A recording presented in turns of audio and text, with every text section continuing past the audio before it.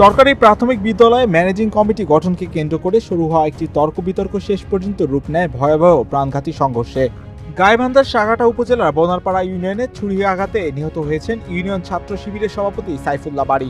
একই ঘটনায় গুরুতর আহত হয়েছেন সালাউদ্দিন নামে আরেক শিবির কর্মী। 21 জুন রোববার বিকাল 3:30টার দিকে বনারপাড়া চারমাথা এলাকায় এই ঘটনা ঘটে।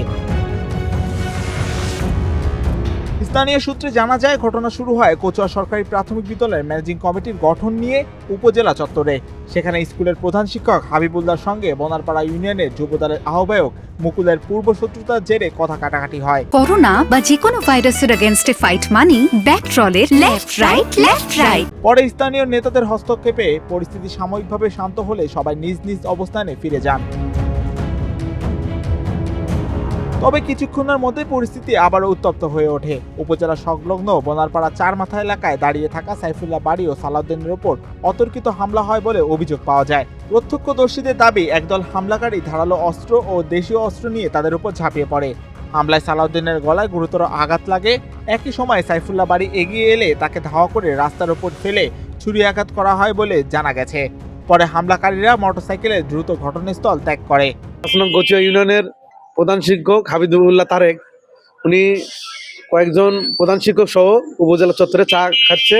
চা খাওয়ারত অবস্থায় যুবদলের সাবেক সভাপতি মুকুল ওনাকে অকথ্য ভাষায় গালিগালাজ করে। তো উনি বলছে, মুকুল তুমি আমাকে গালিগালাজ করো কে? উনি একই এলাকার আশেপাশে প্রতিবেশী আর কি। তো বলছে, আপনি স্কুলের কমিটি কাক দিচ্ছেন? তো বলছে, আমি তো কোনো আমার তো কোনো প্রার্থী নাই, যাই হবে বা সিস্টেমের মাধ্যমে তাই আমার সভাপতি, আমার কোনো ব্যক্তিগত কোনো প্রার্থী নেই। তো এটার মূল ইন্ধনদাতা 8 নং জুমারবাড়ি ইউনিয়নের সচিব মাসুদ কামাল ইন্ধন দেয় এই মুকুলের মাধ্যমে আমার ছোট ভাই সাইফুল্লাহকে হত্যা করেছে। উপজেলার সাথে চারমাথায় মসজিদ মার্কেটের গেটে আমার ভাইকে ওরা পরিকল্পিতভাবে ওরা সশস্ত্র অস্ত্র দিয়ে রেডি হয়েছিল। এবং মুকুল এবং এই মুকুলের ছোট ভাই পলাশ, এরা মাদকের সাথে জড়িত, ইয়াবা ব্যবসা করে, ইয়াবা সেবন করে। ওরা মানুষ দেখলেই বুঝবে যে এরা অসুস্থ, মানে এদের চেহারাই মাদক সেবী। স্থানীয়রা আহতদের উদ্ধার করে গাইবান্ধা জেনারেল হাসপাতালে নিয়ে গেলে চিকিৎসক সাইফুল্লাহ বাড়িকে মৃত ঘোষণা করেন। গুরুতর আহত সালাউদ্দিনকে পরে উন্নত চিকিৎসার জন্য বগুড়া শহীদ জিয়াউর রহমান মেডিকেল কলেজ হাসপাতালে পাঠানো হয়। আজ আনুমানিক বিকাল 4:25 সাইফুল্লাহ নামে 27 বছর বয়সী একজন যুবককে নিয়ে আসা হয়েছে এবং ওনাকে আমরা মৃত অবস্থাতেই পেয়েছি।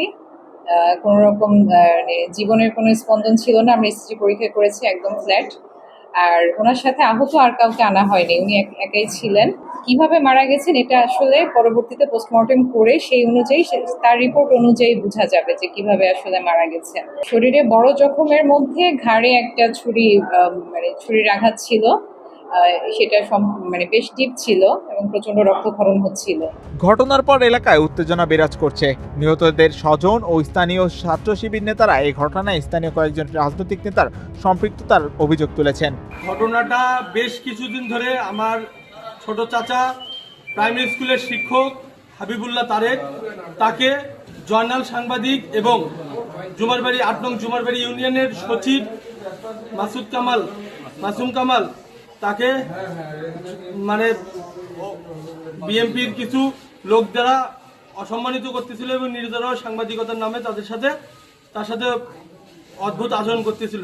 তারই জেরে আজকে তার টাকা খেয়ে মুকুল আজকে এসে আমার চাচা সহ আরো অনেকজন প্রাইমারি স্কুলের প্রধান শিক্ষক, 4-5টা প্রাইমারি স্কুলের প্রধান শিক্ষকরা চার মাথায় উপজেলা চত্বরে বসে চা খাচ্ছিলেন এবং মুকুল এসে তাদেরকে অকথ্য ভাষায় গালিগালাজ করে আমার চাচাকে। গালিগালাজ করার কারণ হলো আমার চাচা যেন স্কুল কমিটিটা তাদের নিজেদের লোকদেরকে দেয়, প্রধান শিক্ষক হিসেবে জানি তাদের কাছে দেয়। আমার চাচা সত্য কথা বলছে যে এভাবে দেওয়া যায় না, এভাবে নেওয়া যায় না, তার উপর একটা প্রেশার ক্রিয়েট করছে এই কথা বলার কারণে। তারপর চাচা আমাদেরকে জানাইছে, আমি সহ আমার বন্ধু সাইফুল্লাহ যে মারা গেছে, সাইফুল্লাহ, সালাউদ্দিন, ফারুক, শিয়াব সহ আমরা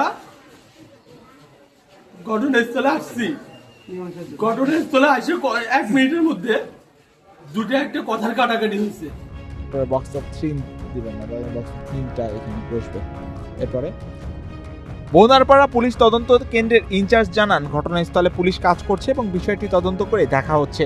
তদন্ত শেষে বিস্তারিত জানা যাবে। মাহিউজ্জামান, বাংলাদেশ প্রতিদিন।